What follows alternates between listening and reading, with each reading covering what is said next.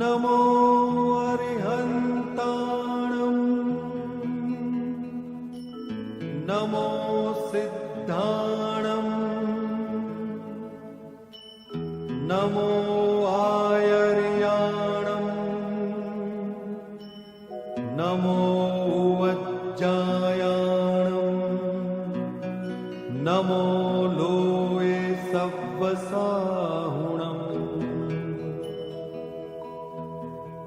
एसो पंच नमुक्कारो सर्वपावपणासनो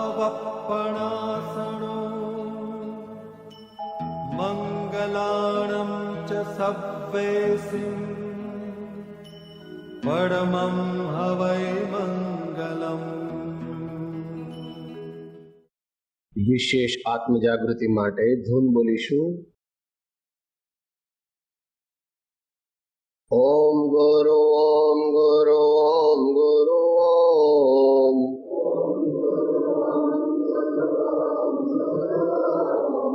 ओम गुरु ओम गुरु ओम गुरु ओम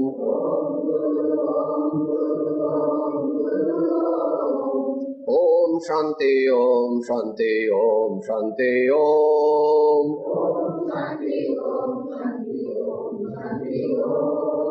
ओम शांति ओम शांति ओम शांति ओम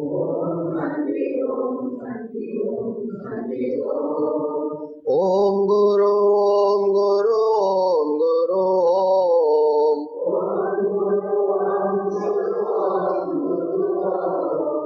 ओम गुरु ओम गुरु ओम गुरु ओम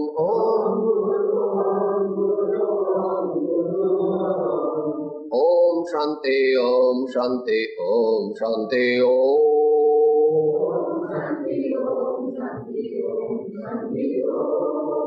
ओम शांति ओम शांति ओम शांति ओम शांति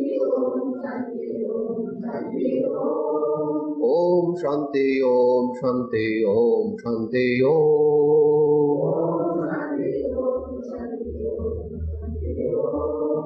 ओम शांति ओम शांति ओम शांति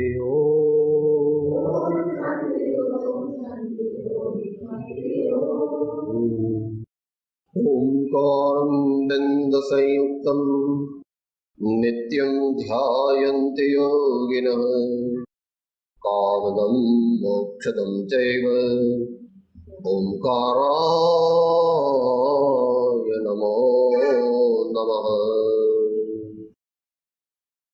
मोक्षमार्गस्य नेतारं भेत्तारं कर्मभृतां ज्ञातारं विश्वतत्त्वानां वन्दे तद्गुणलब्धये।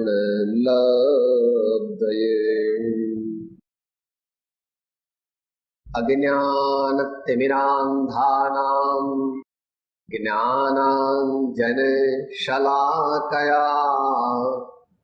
चक्षुः उन्मीलितं येन तस्मै श्री गुरवे नमः।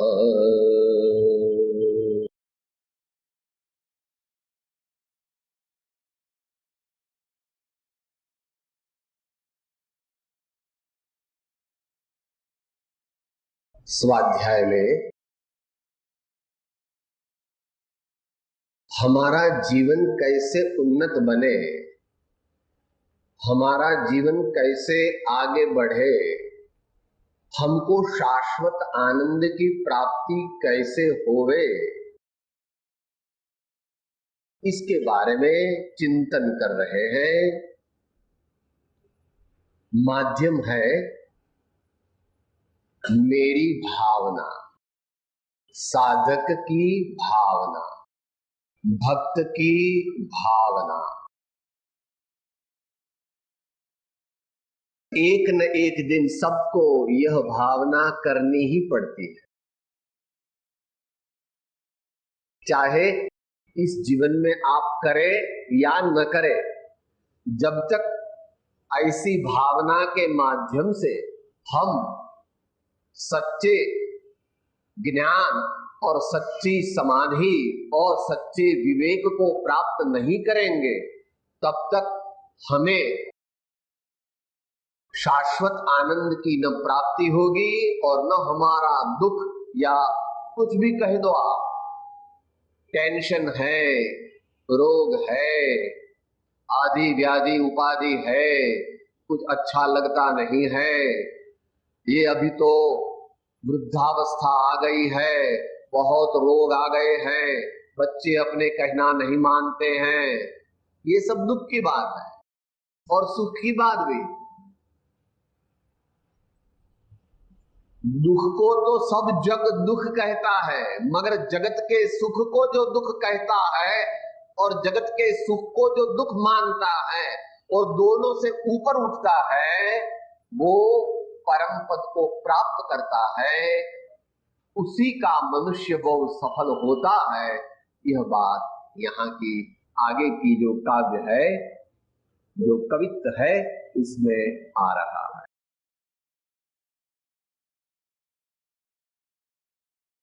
कल 7वें कवित्व के अंत में यह बात आई थी कि परमात्मा के दर्शन की जो राह है उस पर वो ही चल सकता है जो निर्भय होता है, जो निडर होता है। जो दुनिया से डर जाए वो भगवान के मार्ग पर चल नहीं सकता। हाँ, वो किसी को डराता भी नहीं, वो दया का अवतार होता है, वो करुणा का अवतार होता है। जैसे वह स्वयं किसी से डरता नहीं, वह किसी को डराता नहीं, क्योंकि उसके जीवन का माध्यम प्रेम, दया, करुणा, सब जीवों के प्रति अंतरंग पारमार्थिक वात्सल्य है। तो ऐसा जीव, ऐसा साधक आगे क्या करता है, ये साथ में हम ले सकते हैं। 8वां कवित्व।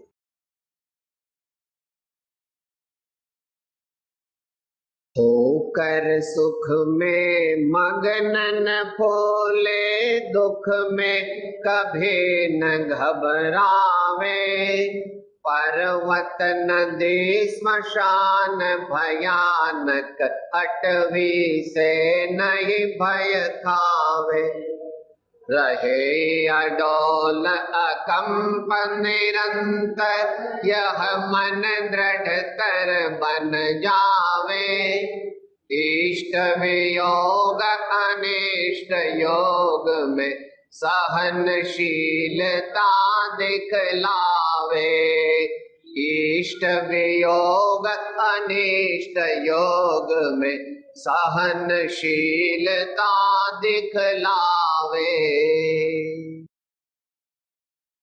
जरा थोड़ी आगे के साधक की स्थिति बताइए।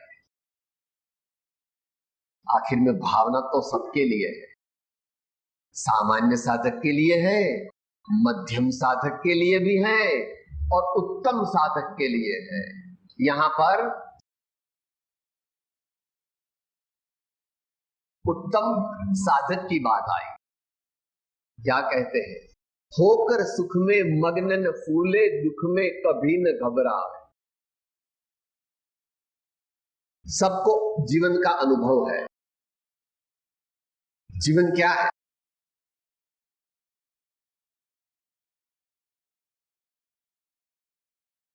सामान्य कवि कहता है, किस्मत की हवा कभी नरम कभी गरम, किस्मत की हवा कभी नरम कभी गरम। आपने अनुभव किया ही है।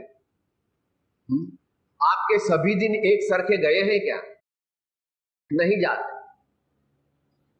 आप पूछेंगे सब ऐसा क्यों होता है? सब दिन ऐश आराम से रहे, ऐसा क्यों नहीं होता है? वो बड़ी बात है भैया, कर्म सिद्धांत वहां लागू पड़ता है।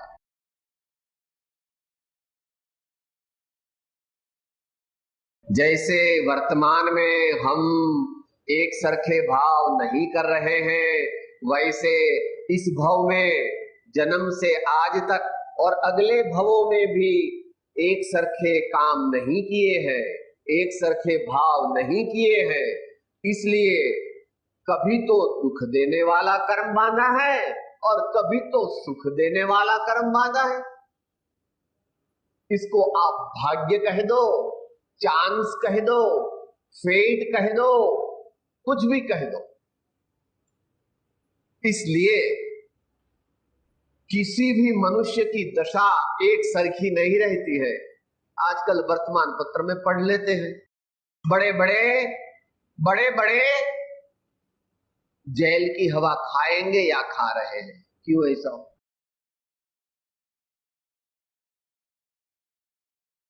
गुजराती में तो ये कहावत है, सगा दिठा में शाह आलमना भीख मांगता शेरी। सगा दिठा में शाह आलमना भीख मांगता शेरी। क्या मायना? शाहे आलम, समस्त दुनिया का जो राजा है, उनको मैंने भीख मांगता देखा। क्यों ऐसा हो जाता है? विश्व की ये व्यवस्था है भैया, इसको कोई बदल नहीं सकता। भगवान भी इसको बदलते नहीं, याद रखना। भगवान राम को तो राजा बनना था और दूसरे दिन तो वनवासी हो गए। क्यों? भगवान कृष्ण शास्त्र के कथा के अनुसार 56 कोटि यादव के नायक थे, मगर मृत्यु के समय अकेले वृक्ष के नीचे पानी की प्यास में बलदेव जी उनके लिए पानी लेने के लिए गए हैं और वो शिकारी का बाण आकर के उनको उनका देहांत कर दे। आप और हम कृष्ण भगवान से बड़े हैं, राम भगवान से बड़े हैं।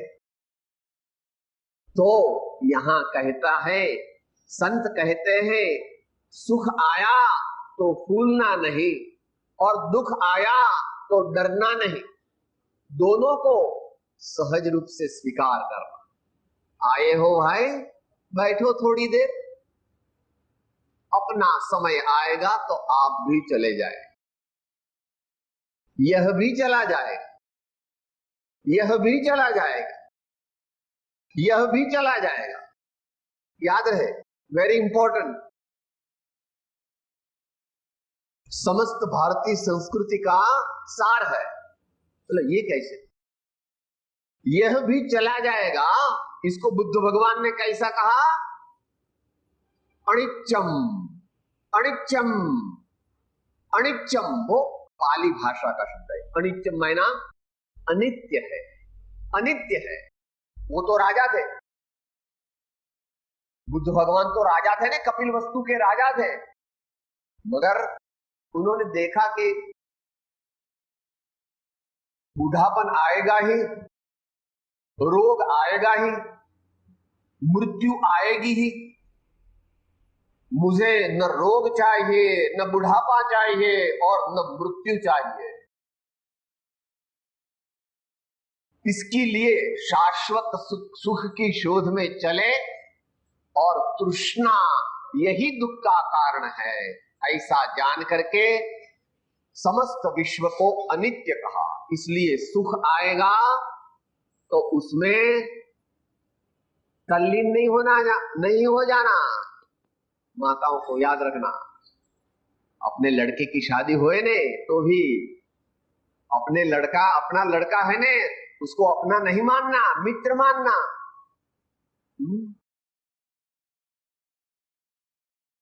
आप कहेंगे आप तो ऐसी फिलॉसफी की बात कर रहे हैं, क्या मेरा लड़का नहीं है? मैया, तेरा लड़का है, मगर वो लड़का है, बस लड़का है, क्योंकि उसका वो कब तुझसे चला जाएगा, कब तुझसे बिछुड़ जाएगा, कब कहेगा मां तेरे के साथ मुझे रहना नहीं, वो नक्की नहीं है।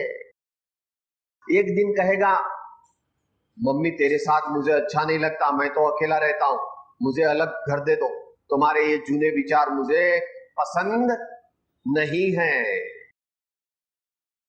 हमारे इस गुजरात प्रदेश में 50 साल के पहले बड़े संत पुनीत महाराज हुए हैं।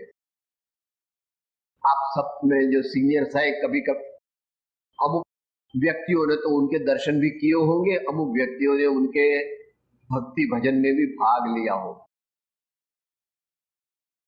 उनकी छोटी पंक्ति है, हाई गुजराती में, मगर आप दोहराइए, आपको अच्छी तो नहीं लगेगी, मगर संत की वाणी तो सुना देंगे। अभी तो आज का दिन है।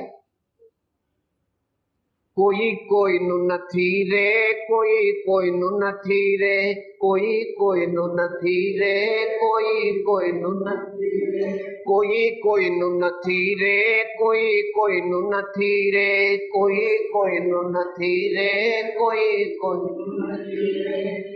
नाहक ना मरे छे सहु मथी मथी रे, कोई कोई नु नथी रे। नाहक ना मरे छे सहु मथी मथी रे, कोई कोई नु नथी रे। नाहक ना मरे छे सहु मथी मथी रे, कोई कोई नु नथी रे। नाहक ना मरे छे सहु मथी मथी रे, कोई कोई नु नथी रे, कोई कोई नु नथी रे, कोई कोई नु नथी रे, कोई कोई नु नथी रे, कोई कोई नु नथी रे। ये कोई पुनीत महाराज की अपनी बात नहीं है, ये तो उपनिषदकारों ने भी बताया, गीताकार ने भी बताया, महावीर भगवान ने भी बताया, बुद्ध भगवान ने भी बताया, संतों ने भी बताया। और इससे बुरा भी नहीं लगाना, इसको विवेकपूर्ण ग्रहण करना। कोई किसी का नहीं, इसका मायना सबसे झगड़ा करना, सबको छोड़ के चले जाना, अपनी कोई ड्यूटी नहीं बजाना, ऐसा उसका अर्थ नहीं है। उसका अर्थ तो ऐसा है कि किसी को चिपको मत, और किसी चीज को भी मत चिपको, और किसी व्यक्ति को भी मत चिपको। हालांकि कठिन है, कठिन है, फिर भी जहां राग है वहां दुख ही मिलेगा। जहां जितना राग होगा वहां उतना दुख ही मिलेगा। यह राग आगद है सदा तातै समामृत से, चिर भजे विषय कषाय अब तो त्याग निज पद बेये।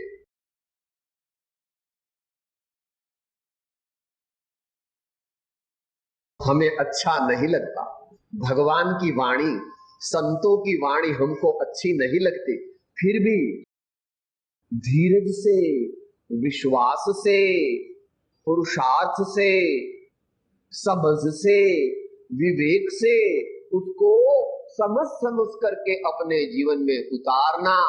सुख में कभी फूलना नहीं और दुख में कभी डरना नहीं, क्योंकि सुख वो भी टेम्पररी है और दुख वो भी टेम्पररी है। जैसा आया है वैसा चला जाएगा। दुख और सुख कभी शाश्वत रहते नहीं, किसी के साथ रहते नहीं। पर्वत नदी स्मशान भयानक, अटवी से नहीं भय खावे। आगे के साधक के लिए लिखा है।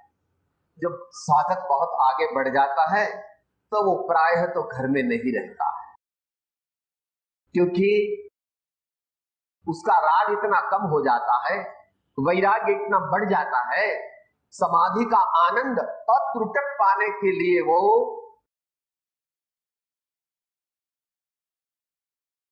जैसे दुनिया का भी कोई बड़ा से बड़ा कार्य हो तो अकेला होता है।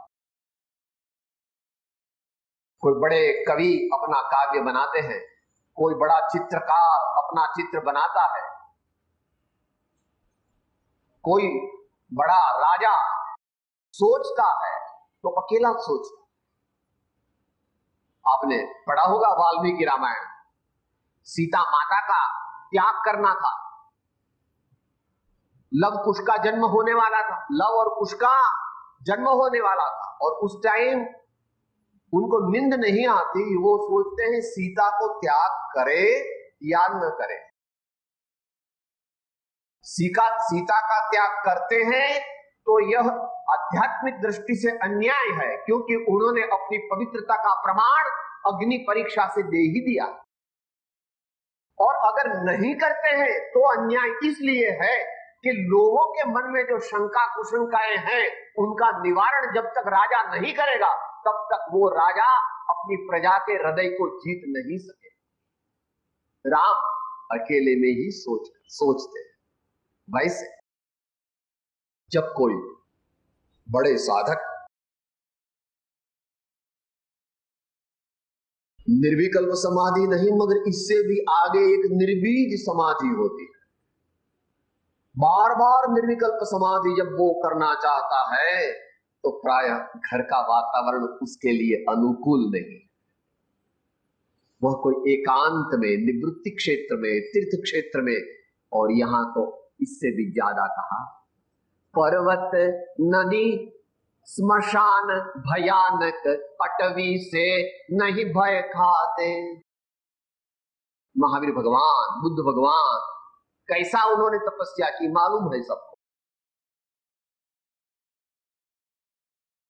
हमारे तीर्थ भी देखो, हिमालय पर बहुत तीर्थ, गिरनार पर तीर्थ है, तारंगा पर तीर्थ है। क्यों भाई? वहां शांत एकांत में आगे बढ़े हुए योगी, धर्मात्मा, महाज्ञानी अपनी लौ, अपने शुद्ध आत्मा के साथ, अपने परमात्मा के साथ अपनी सूरता लगाने के लिए बस वही रहना पसंद करते। आप पूछेंगे साहब उनको खाना कौन खिलाएगा? उनको खाने की हमारे तुम्हारे जैसी जरूरत नहीं होती है। हाँ, हम एक दिन में 10 बार खाते हैं और वो एक दिन में एक आध बार खाया नहीं खाया, 2-4 दिन में भी एक बार खा लेते हैं। हमारे जैसा उनका पूरा जीवन का माहौल नहीं होता। बड़े पुरुष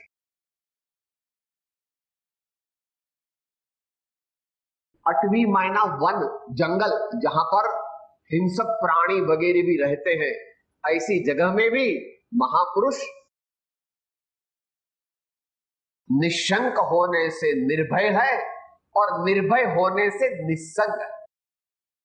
निशंक होने से निर्भय है और निर्भय होने से निस्संग है।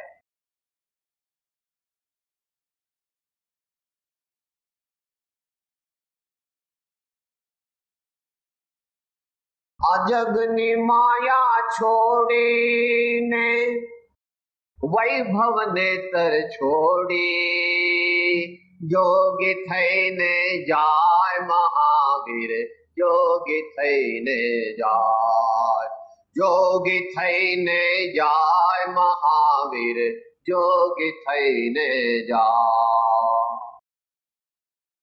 ये आदर्श है। हम सब लोग वहां तक नहीं पहुंच पाएंगे इस भव में, मगर अगले भव में या इसके अगले भव में या इसके अगले भव में वहां पहुंचना पड़ेगा।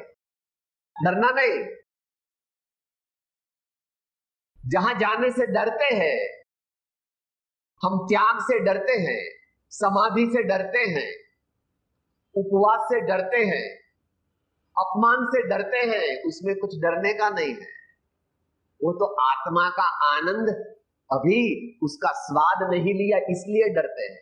एक बार चैतन्य का आनंद अगर आ गया तो फिर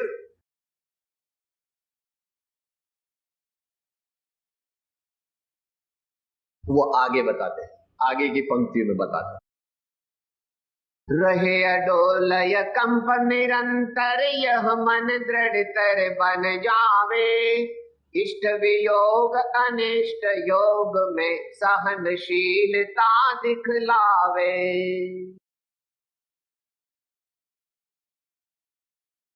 चारित्र, निश्चय चारित्र किसको कहते हैं? ऐसे सामान्य चारित्र तो आप जानते हैं सब।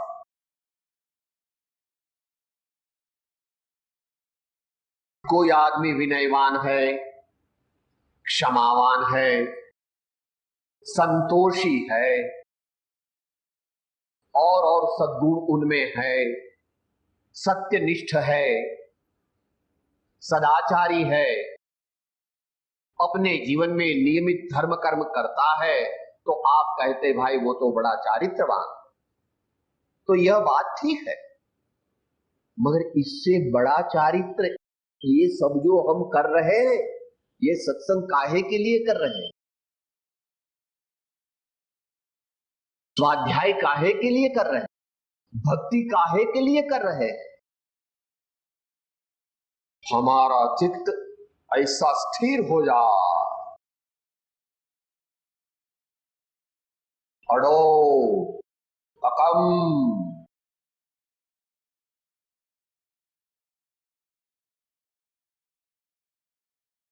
धीरे धीरे होता है, अभ्यास से होता है, वैराग्य से होता है, ध्यान का, चिंतन का, एकाग्रता का और योग आसन की स्थिरता का और आहार विहार के संयम का प्रतिदिन थोड़ा थोड़ा अभ्यास करना।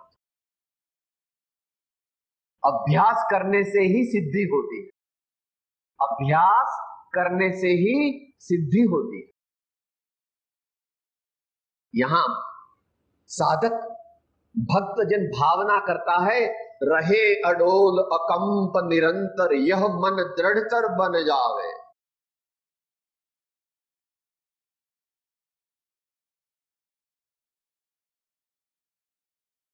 मान हुआ, अपमान हुआ, भूख लगी, प्यास लगी, ठंड लगी, गर्मी लगी, मच्छर काटते हैं, जरा चींटी काट रही है, मैं थोड़ा ही शरीर हूं, मैं शरीर नहीं, मैं शरीर में रहने वाला ज्ञान स्वरूपी चैतन्य भगवान। ऐसी भावना ज्ञानी बार बार भाते हैं। ये कोई थियरी नहीं है। हाँ भैया, नए आदमियों को लगेगा कि क्या बात कर रहे महाराज।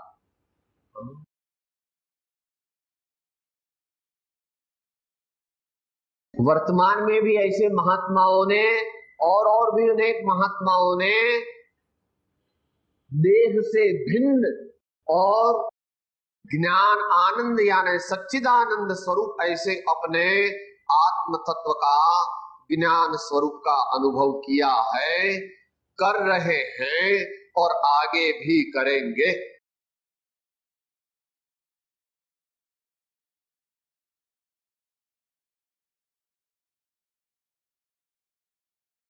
यह बात आत्मज्ञान प्राप्त होने के बाद प्रायः होती है।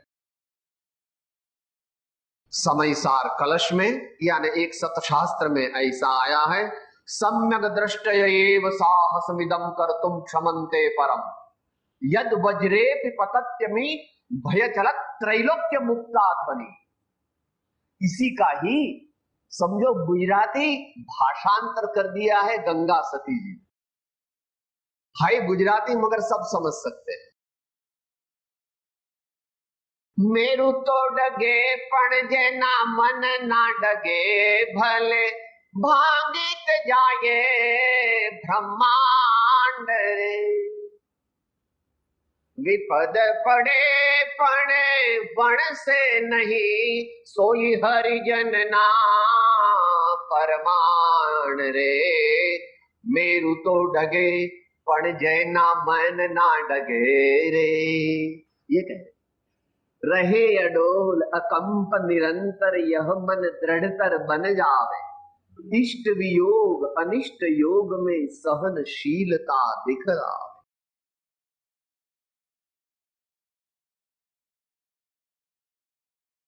जिनको साधक बनना है, जिनको परमात्मा दर्शन करना है, जिसको सच्चा सुख और शांति चाहिए, उनके लिए ये पहली शर्त एंड्योरेंस, एंड्योरेंस, अनलिमिटेड एंड्योरेंस। सहन करते चलो, सहन करते चलो। जरा कठिन तो है, थोड़ा सा जरा लग जाता है तो रोना आ जाता है, जरा फिसल जाते हैं तो और दूसरों को गाली गलौज दे देते हैं। ये कब होगा? यह सहनशीलता कब आएगी? जब परमात्मा जो कर रहा है वो ठीक ही है, भगवान जो कर रहे हैं वो ठीक ही कर रहे हैं, ऐसा भक्त की भाषा। मेरे कर्म के अनुसार, पाप और पुण्य के अनुसार जो कुछ भी जब जहां जैसे मिल रहा वैसा मुझे मान्य है। हाँ, मुनासिब है यही दिल पे जो कुछ गुजरे उसे सहना, न कुछ किस्सा, न कुछ झगड़ा, न कुछ कहना, न कुछ सुनना। I have no complain in my life, I have no complain in my life. Whatever the circumstances are, I accept them with sportsmanship. मेरे जिंदगी में मुझे कोई फरियाद नहीं, जो कुछ भी है ठीक ही। साहब कल थोड़े दिन के बाद आपको कैंसर हो जावे तो होनहार है तो होता है, इसमें मैं या आप कुछ आगा पीछा नहीं कर सकते। और ये बात अभ्यास से और परमात्मा में अटूट श्रद्धा से हमको करनी पड़ेगी। कल किसी ने ये भजन भी गाया था, आप भी दोहराइए उसको।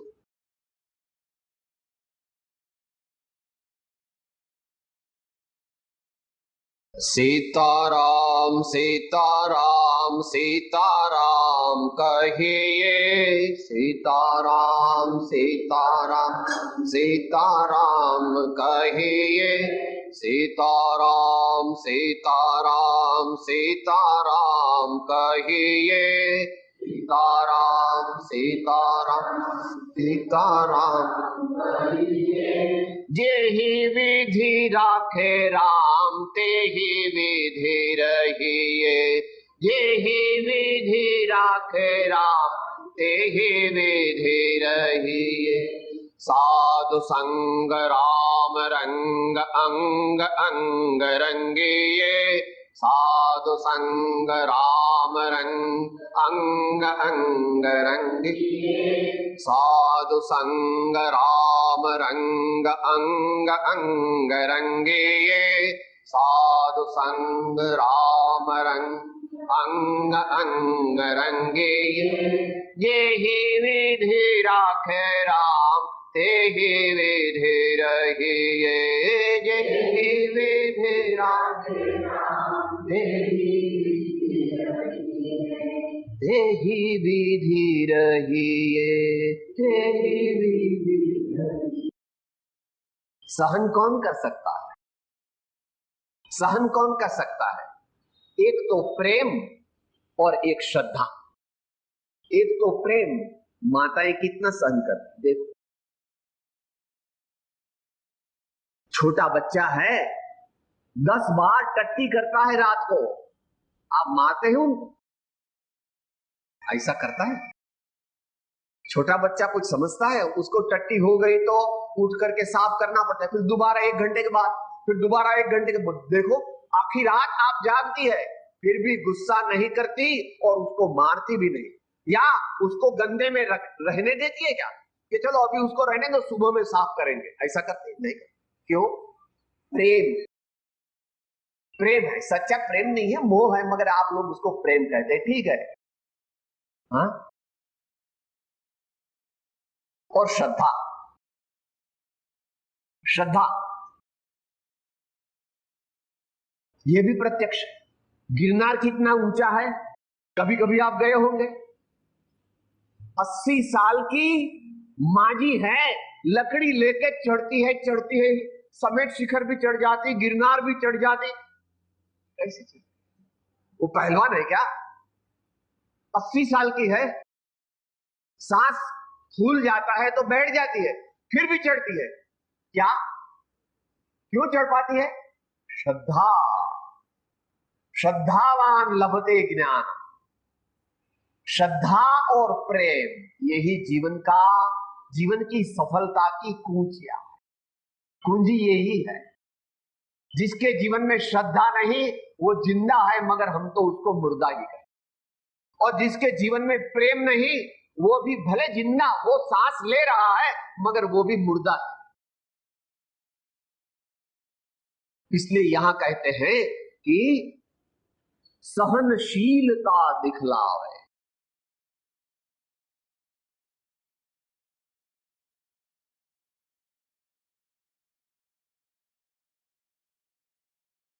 वो जिसमें से सोना निकलता है, सोना खान कहते हैं ना, माइंस माइंस, उसमें से जो निकलता है रॉ रॉ गोल्ड, उसको संस्कृत में सुवर्ण रज कहते हैं। रॉ गोल्ड, उसको कितनी भट्टी में डालते हैं, कितनी भट्टी में डालते हैं, आखिर में बहुत तपाते तपाते तपाते अंतिम भट्टी में से निकलता है तो लगड़ी होके निकलता है। वैसे साधक को अपने जीवन में सहन करना ही है, सहन करना ही है। मेरे प्रियतम परमात्मा को मिलने के लिए मैं सब कुछ सहन करूंगा। अपने हृदय मंदिर में विराजमान परमात्मा को सहन करने के लिए विवेक पूर्वक, ज्ञान पूर्वक, श्रद्धा पूर्वक, सत्संग पूर्वक, गुरुगम पूर्वक सहन करना ही है, सहन करना ही है। यही साधना और यही जीवन है। आपकी पीढ़ी चल रही, ये जीवन है, ये बाह्य जीवन है। आप बहुत डिग्रियां आपके पास बहुत है, हाँ? आपके पास और भी दुनिया की बड़ी बड़ी चीजें हैं, वो बाह्य जीवन है, वो सच्चा जीवन नहीं है। उनमें अगर उलझ गए तो सच्चा सुख मिलेगा नहीं। सच्चा सुख मिलने के लिए सभी महापुरुषों ने अंतर्यामी को ढूंढा और अंतर्यामी को पाया। अंतर्यामी को पाए बिना किसी भी मनुष्य को शाश्वत आनंद नहीं मिलता है। यहां तक जो बात हुई सो व्यक्तिगत साधना की मुख्यता से हुई। अब सामूहिक विश्व कल्याण की भावना का प्रारंभ करते हैं। इस दुनिया में सबसे बड़े दानेश्वरी भगवान और संत। आप लोग तो 50 लाख का दान देते हैं, 1 करोड़ का दान देते हैं, 2 करोड़ का दान देते हैं, मगर मेरे स्वामी हैं सो तो अनंत ज्ञान का दान देते, और वो भी वाणी से नहीं, अपने जीवन से देते हैं। उनका जीवन ही उसका संदेश, उनका महात्म्य जब हम परमात्मा को समझेंगे तब हमको मालूम होगा। अभी तो परमात्मा का स्वरूप, संत का स्वरूप सही रूप से मालूम नहीं। अभी तो उसके शरीर को देखते हैं, उसके शब्दों को सोचते हैं, उसकी भाषा ज्ञान को देखते हैं, उसके संगीत को देखते हैं, वो क्या खाता पीता है वो देखते हैं, हाँ वो स्नान करता है कि नहीं वो देखते हैं, वो कपड़ा पहनता है कि नहीं वो देखते हैं। वो संत का स्वरूप नहीं है, वो तो उसका बाह्य प्रारूप है। उसके अंतर में झांकिए, उसके अभिप्राय को देखिए, उसके चॉइस को, उसके इनर इंक्लिनेशन को देखिए, तब आपको उनके दर्शन हो जाएंगे। और वो भी धीरे धीरे हो, एक दिन एकदम नहीं होता, धीरे धीरे होता। तो विश्व के कल्याण की 3 भावना के 3 पद्य अभी और रात को समाप्ति के अवसर पर पूरा हो जाएगा। क्या कहते हैं, आगे साथ में बोल सकते हैं।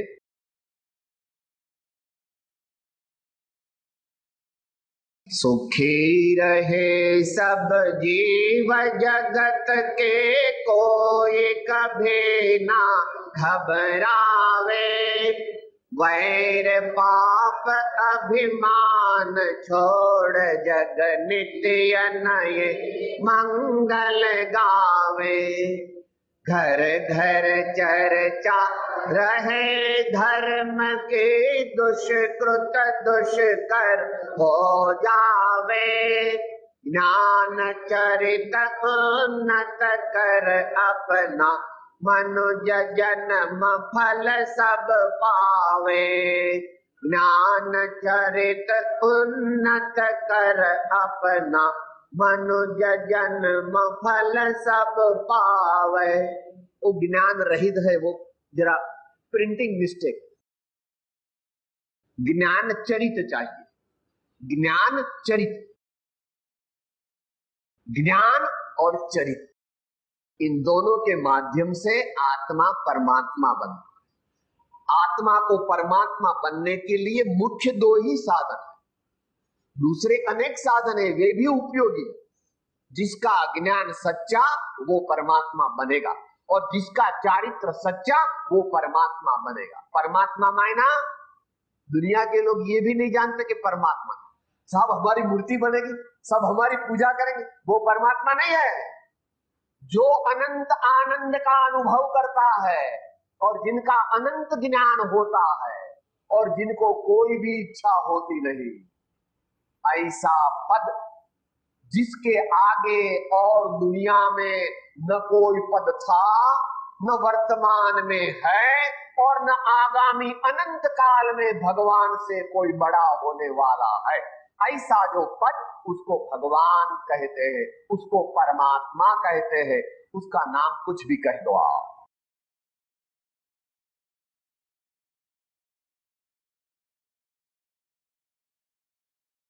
क्या कहते हैं? सुखी रहे सब जीव जगत के, कोई कभी न घबरावे। भावना है, भावना है। सब जीव तो सुखी होने वाले नहीं है, मगर जो सच्चा प्रयत्न करेगा वो अवश्य सुखी होगा। जो सच्चा प्रयत्न करेगा वो अवश्य सुखी होगा। जो दुख है वो किसी ने हमको नहीं दिया है, हमारे ही किए हुए कर्मों के संयोग से वर्तमान में दुख आता है, मगर वो दुख सच्चा दुख नहीं है। दुख को भी कहिए आइए बैठिए और अपना काम करके चले जाइए, दुख से डरना नहीं। दुख है वो अतिथि है, जो दुख है वो अतिथि है, वो रहने वाला नहीं इधर।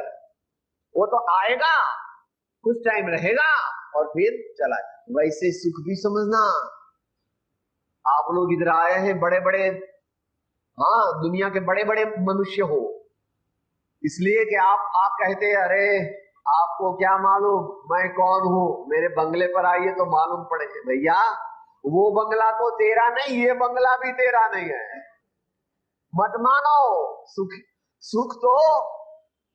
सुख ऐसा किराए पर नहीं मिलता, वो किराए पर मिलता है, वो किराए जैसा है, अपना नहीं है। अपना वो है जो कभी छूटता नहीं, मेरा है सो कभी जावे नहीं, और कभी भी जो चला जावेगा सो मेरा नहीं। ये सिद्धांत, जो जिसका होता है वो हमेशा उसके साथ रहता, जो जिसका होता है वो हमेशा उसके साथ रहता। जो किसी न किसी दिन बिछुड़ जाता है वो अपना सच्ची नहीं है, वो परमार्थ से अपना नहीं है। नए भाइयों को ये फिलॉसफी लगेगी, कोई बात नहीं, भगवान की बात तो ऐसी ही है। सुखी रहे सब जीव जगत के, भावना नहीं करते। महापुरुषों ने अपना जीवन मनुष्य जाति के कल्याण के लिए समर्पण कर दिया। बड़े बड़े राजा महाराजा सम्राट थे, मगर उन्होंने कहा ठीक है ये तो प्रासंगिक है, हमको राजापन नहीं चाहिए, महाराजापन नहीं चाहिए, ये सम्राटपन नहीं चाहिए, हमको तो चाहिए हमारा आनंद और जगत के सभी जीवों का आनंद। इसलिए संत जो है उनके जीवन का वो क्यों है, दो ही कारण है। पूर्व में बाकी जो कर्म है वो पूरे करने के लिए वो अस्तित्व में है, और दूसरा जगत के जीवों के कल्याण के लिए संत का जीवन होता है। जगत के जीवों के कल्याण के लिए संत का जीवन होता। जिसकी प्रवृत्ति स्वार्थमय है, जिसकी प्रवृत्ति पर्सनल कंफर्ट्स को अच्छी कहती है, उसकी ओर झुकती है, वो संत नहीं। वो कहे, महाराज आपको क्या चाहिए? मुझे कुछ नहीं चाहिए, आप सत्य का स्वीकार कीजिए बस। हो सके तो मेरे स्वामी की बात आप सोचिए और सच्ची लगे तो उसको स्वीकारिए, मुझे कुछ नहीं। हाँ, रोटी और कपड़े चाहिए, वो मेरे नसीब के अनुसार मिल जाएंगे, वो मेरे नसीब के अनुसार मिल जाएंगे। कभी नहीं भी मिले तो भी संतोष कर लेंगे थोड़ा। सुखी रहे सब जीव जगत के, कोई कभी न घबराए। दुनिया में सबसे ज्यादा दुख देने वाला कौन है? भय। भय, शास्त्र में तो 7 प्रकार के मुख्य भय बताए हैं। अनेक प्रकार के भय हैं, बराबर ने? इस लोक का भय, परलोक का भय, रोग का भय, वेदना का भय, अकस्मात का भय, परीक्षा का भय, और सबसे ज्यादा मृत्यु का भय। हाँ, मैं मर जाऊंगा तो इन लोगों का क्या होगा? अरे भैया, सबको जाना ही है, यहां पर कोई कायम नहीं रह सकता। सब वीसा लेके आए हैं, मगर वीसा की एक्सपायरी डेट अपने को मालूम नहीं है, मगर नियत है। अपने वीसा की एक्सपायरी डेट अपने को मालूम नहीं है, मगर वह डेट तो फिक्स है।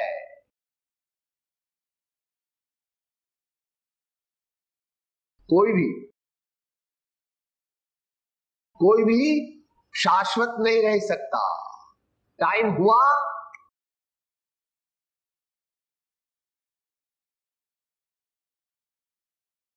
सब चला चली का खेला, सब चला चली का खेला। मगर संत क्या कहते हैं, संत क्या करते हैं? सुखी रहे सब जीव जगत के, कोई कभी ना घबरावे। वे किसी को डराते नहीं, माना किसी को दुख पहुंचे वैसा शरीर से भी नहीं करते, वाणी से भी नहीं करते, और मन में भी किसी का बुरा नहीं सोचते।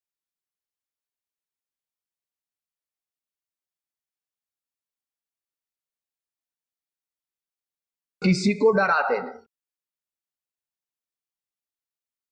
उनका जीवन, उसका जो मुख्य मंत्र है, केंद्रीय मंत्र है, वो प्रेम है, भय नहीं।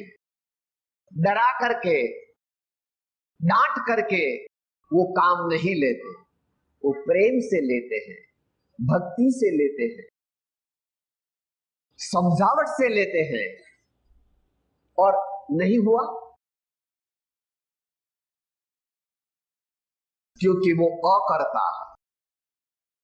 उनका जीवन नॉन डॉगमेटिक होता है, अनेकांतवादी होता है। एक बार प्रयत्न किया, 2 बार प्रयत्न किया, और 3 बार प्रयत्न किया, फिर प्रयत्न को छोड़ देते। मेरी बात आपका मानना ही पड़ेगा, ऐसा उनके पास नहीं। वे तो कहते, भैया यह बात परम सत्य है, मेरे अनुभव में आई है, अनेक महापुरुषों के अनुभव में आई है, आप उसको समझो और अच्छी लगे, आपको इससे शांति मिले तो उसका स्वीकार करो। आगे कहे, वैर पाप अभिमान छोड़ जग नित्य नये मंगल गावे।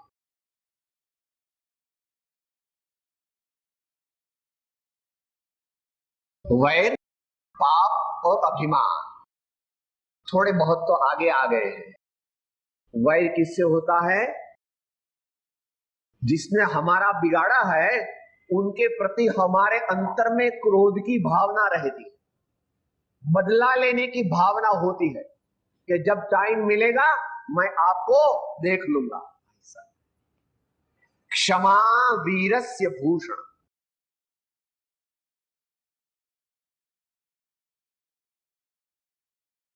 अन्याय के लिए, अन्याय का प्रतिकार करने के लिए कभी हिंसा करनी पड़ती, मगर सामान्य रूप में ज्ञानी जन हिंसा नहीं करते।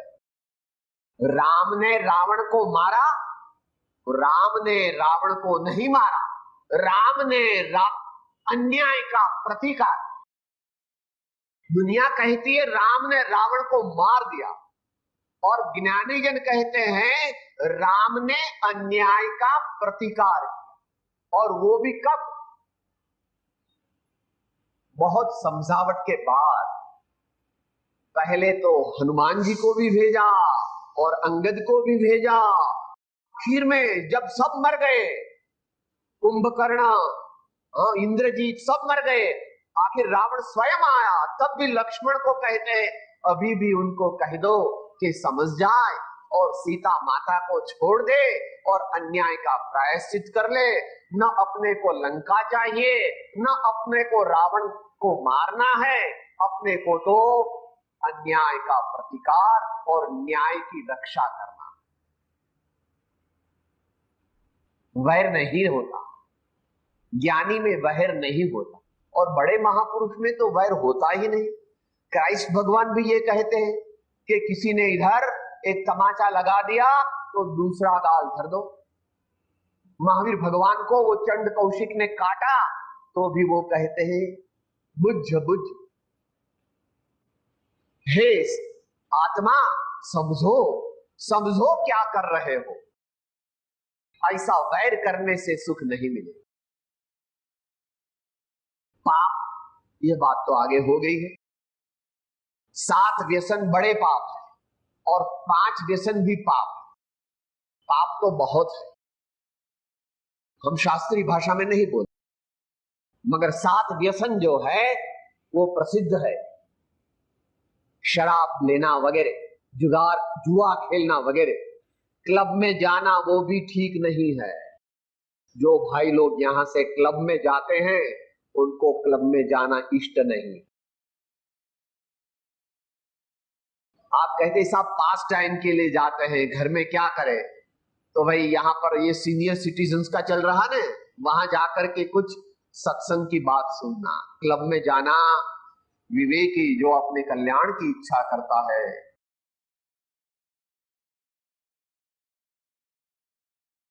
युवा वर्ग को कभी कभी अपने बिजनेस ट्रांजैक्शंस के लिए क्लब में जाना पड़ता है, मगर वहां भी ज्यादा ठहरना नहीं।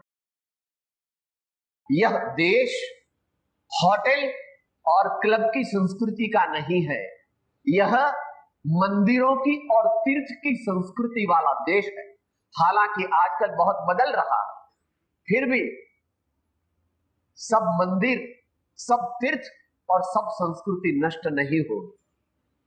हमें ही इसकी रक्षा करना है, क्योंकि उस मंदिर से, उस तीर्थ से, उस संतों से और उस परमात्मा के माध्यम से ही हमको जीवन में सच्चा समाधान मिलेगा, सच्ची शांति मिलेगी। और आखिर बात है अभिमान। यह बात आगे आ गई, अहंकार का भाव न रखो, ये बात 4थे पद्य में आ गई है, देख लीजिए वहां से। तो pride is the root of all sins, pride is the root of all sins. अगर मान न होता तो मोक्ष यहां ही मिलता, ऐसा राजचंद्र जी महाराज कहते। अगर मान नहीं होता तो मोक्ष यही मिलता, मगर हम में मान तो है ही, मगर इतना मान है कि बात मत पूछो। अभिमान से हम लबालब भरे। अभी तो ऐसे दिखते हैं कि जैसे बहुत विनयवान हो, मगर जरा बाहर में जाकर के किसी ने जरा सादी भाषा में बुलाया तो हमको जानते नहीं।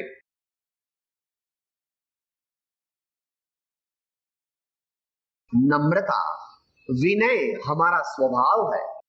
सुखी होना है तो भगवान का दासत्व स्वीकारना, संतों का समागम स्वीकारना और अपने जीवन में क्रमशः विनय को, विनय की वृद्धि करना, ममकार का जो नष्ट करता है उसको मंगल करते हैं, कहते हैं। और मंग लाते, मंग माना सच्चा अतीन्द्रिय आनंद, लाती माना लाता है, सच्चे अतीन्द्रिय आनंद को जो लाता है, देता है, उसको मंगल कहते हैं। उसी अंत मंगल के साथ अभी समाप्ति करेंगे, आगे यथा अवसर।